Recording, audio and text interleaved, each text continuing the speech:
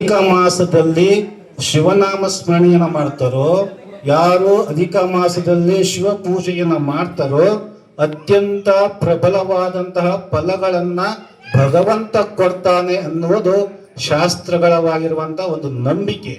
ಆ ನಂಬಿಕೆ ಅನುಸಾರವಾಗಿ ಹಲವಾರು ವರ್ಷಗಳಿಂದ ನೀವು ಅಧಿಕ ಮಾಸ ಯಾವಾಗ ಬರ್ತದೆ ಅಂತ ನೀವು ಅಬ್ಸರ್ವ್ ಮಾಡ್ರಿ, 3 ವರ್ಷಕ್ಕೊಮ್ಮೆ ಬರ್ತದೆ.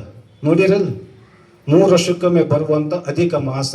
ಆ ಅಧಿಕ ಮಾಸದಲ್ಲಿ ಭಗವಂತನನ್ನ ಕುರಿತು ಧ್ಯಾನ ಮಾಡೋದಾಗಲಿ, ಶಿವಪೂಜೆಯನ್ನ ಮಾಡೋದಾಗಲಿ, ನಾಮಸ್ಮರಣೆಯನ್ನ ಮಾಡೋದಾಗಲಿ ಯಾರು ಮಾಡ್ತಾರೋ ಅವರಿಗೆ ಫಲಗಳನ್ನು ಹೆಚ್ಚು ಹೆಚ್ಚು ಭಗವಂತ ಕೊಡ್ತಾನೆ ಎನ್ನುವುದನ್ನ ನಾವೆಲ್ಲ ಅರ್ಥ ಮಾಡಿಕೊಳ್ಬೇಕು. ಜಂಗಮ ಸಮಾಜದ ಎಲ್ಲ ಹಿರಿಯರು ಇಲ್ಲಿ ಕೂಡಿಕೊಂಡು ಅಧಿಕ ಮಾಸದಲ್ಲಿ ದೇವತೆಗಳ ಪೂಜೆ ಹಾಗೂ ನಮ್ಮ ಜಂಗಮ ಸಮಾಜದ ಯುವಕರಿಗೆ ಯುವತಿಯರಿಗೆ ಪ್ರೋತ್ಸಾಹವನ್ನ ನೀಡುವಂತ ಕೆಲಸವನ್ನ ಈ ಸಮಾಜ ಮಾಡ್ತಾ ಬಂದಿದೆ.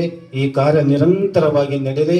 ಮತ್ತು ವಿಶೇಷವಾಗಿ ಕುದುರೆ ಮೋತಿ ಸಂಸ್ಥಾನ ಮಠದ ಜಗದ್ಗುರು ವಿಜಯ ಮಹಾಂತ ಮಹಾಸ್ವಾಮಿಯವರು ಆಗಮಿಸಿದ್ದಾರೆ. ಬಹುಶಃ ನೀವು ಯಾರು ಇವತ್ತು ನೋಡಿಲ್ಲ ಅಂತ ನಾನು ಅಂದ್ಕೊಂಡಿದ್ದೀನಿ. ಬಹುಶಃ ಮಸ್ಕಿ ಸಹಿತ ಅವರ ಮಠವನ್ನ ಹೊಂದಿರುವಂತ ಪರಮ ಪೂಜ್ಯರು ಇವರಾಗಿದ್ದಾರೆ.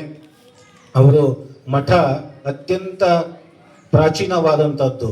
ಬಹುಶಃ ನಾವು ಕಂಡಂತೆ, ನಾವು ಕೇಳಿದಂತೆ ಸುಮಾರು ಇಡೀ ಕರ್ನಾಟಕದಲ್ಲಿ 770 ಶಾಖಾ ಮಠಗಳು ಇದಾವೆ ಅಂತ ನಾನು ಭಾವಿಸ್ಕೊಂಡಿದ್ದೇನೆ.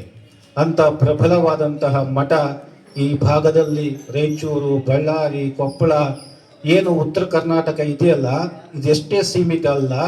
ನೀವೆಲ್ಲ ಗಮನಿಸಿರ್ಬೋದು, ಮೈಸೂರು ಸಂಸ್ಥಾನ ಮಠ ಅಂತ ಕರೀತಾರೆ ಅದಕ್ಕೆ. ಮೈಸೂರಿನಲ್ಲೂ ಸಹಿತ ಅವರ ಮಠವನ್ನ ಇತ್ತು ಅನ್ನೋದಕ್ಕೆ ಹಲವಾರು ದಾಖಲೆಗಳು ಇದಾವೆ, ಇವತ್ತಿಗೂ ಇದಾವೆ ಅನ್ನೋದನ್ನ ಅರ್ಥ ಮಾಡಿಕೊಳ್ಬೇಕು.